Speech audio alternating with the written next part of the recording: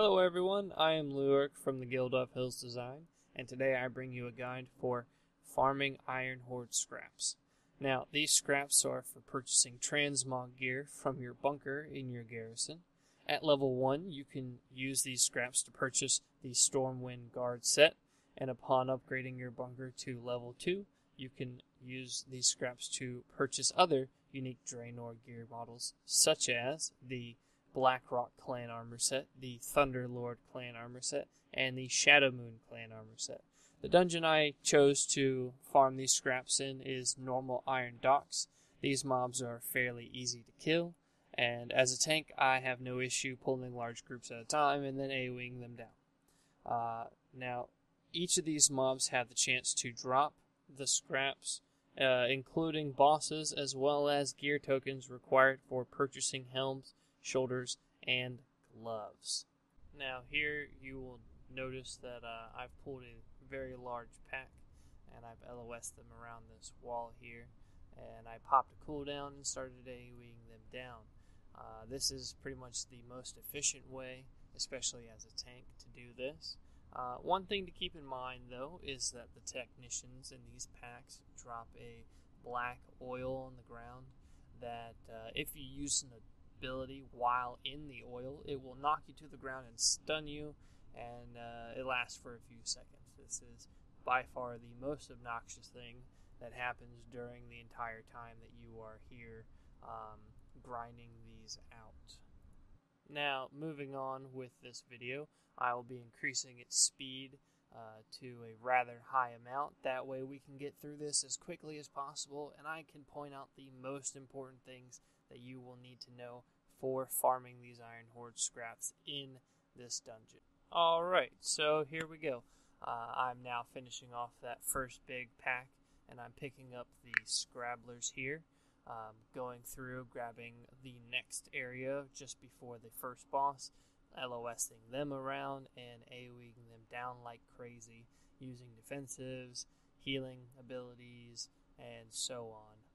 Once I get them down, I hop on up and mount and grab the mobs behind the boss, actually working on the docks nearby, looping around, making sure I grab everything, and trying to grab it to a nice point to where I can, group it up once again and AoE it down very nicely and quickly as possible. One thing to note here is the gunners are kind of hard to move, so you kind of have to run really far away just to get them kind of grouped up together at the start, and then you'll be good to go. Now, on the boss here, don't blow all your cooldowns at the start. Kite him out of fire when the fire drops. Once the dog gets to half health, he'll hop off, then blow your cooldowns. Watch out for the fear orb that he does. Make sure that if you have an ability to break fear, you use it, kill him, and you're good to go. Moving on to the organs here, just kill them, move on.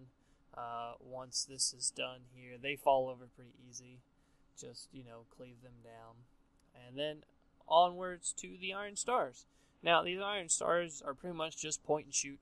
Just, hop in, fire it, and move. Everything that you hit with an Iron Star is actually lootable, so don't forget to pick those up. Go back and grab whatever you can grab, group them all together, and then AoE them down yet again. I did try a few other places where you can kind of AoE them down, like try to LOS them and then AoE them. Didn't quite work so well, mostly because of the gunners. Those are a pain to move. But, now going back through and looting everything, just in case I forgot. And this cool part going on towards the second boss is that the RP event where the boss starts firing those cannon barrages, you can actually use that to your advantage to help kill a lot of those mobs. And here I go pulling the rest. I tried to get it a second time, didn't work too well, but still nice and fast.